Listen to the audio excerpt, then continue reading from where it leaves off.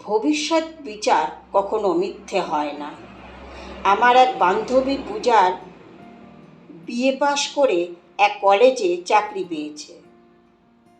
ছোটবেলায় পূজার মাকে এক জ্যোতিষী বলেছিলেন পূজার নাকি হাতে দুটো বিয়ে, ওর হাতের রেখায় লেখা আছে।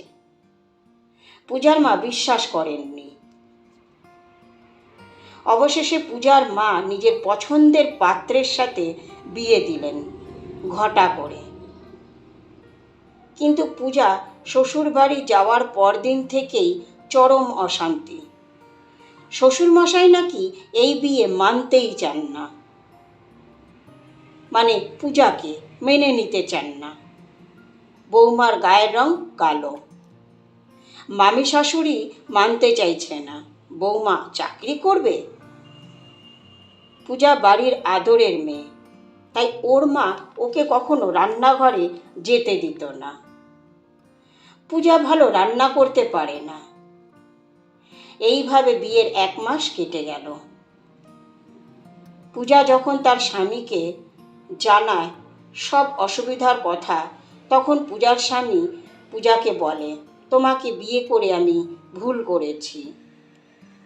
তোমার কোনো গুণ নেই, তুমি সাজতে জানো আর চাকরি করতে জানো। এই কথা শুনে পূজা প্রচুর কষ্ট পেল। সারা রাত ধরে কাঁদল, ঘুমালো না। ও কি করবে ঠিক করতে পারছিল না।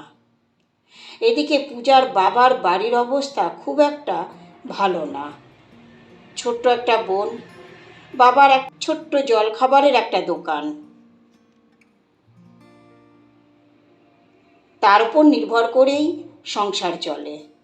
দেখতে দেখতে আরও 1 মাস কাটল, কিন্তু কোনো মতেই ওই পরিবারের মানুষগুলো পূজাকে মেনে নিল না।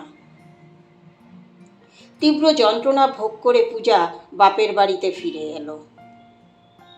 কয়েক মাস পরে স্বামী ডিভোর্স দেবে বলে খবর পাঠায়। অবশেষে বাধ্য হয়ে পূজা ডিভোর্সের কাগজে সাইন করে। এখন পূজা বাপের বাড়িতেই আছে। আর বাবা মা যাদের ঘটা করে খাওয়ালো, তারা আজ পূজার নামে নিন্দা করে বেড়াচ্ছে। একবার ভাবুন তো, আমাদের এই সমাজ কেমন সমাজ? পাশে দাঁড়াবার বদলে নিন্দা অপবাদ করে চলেছে। তাই সকল বন্ধু ও বান্ধবীদের বলি, অন্যের বিপদে এগিয়ে আসুন, নিন্দা ঘৃণা করবেন না। আসুন আমরা পাশে দাঁড়াই। কথাগুলো ভালো লাগলে একটি লাইক করবেন। কথায় আছে না, চিরদিন কাহারও সমান নাহি যায়। হাসিতে থাকুন, খুশিতে থাকুন। কলমে পূজা, কণ্ঠে জয়া দে।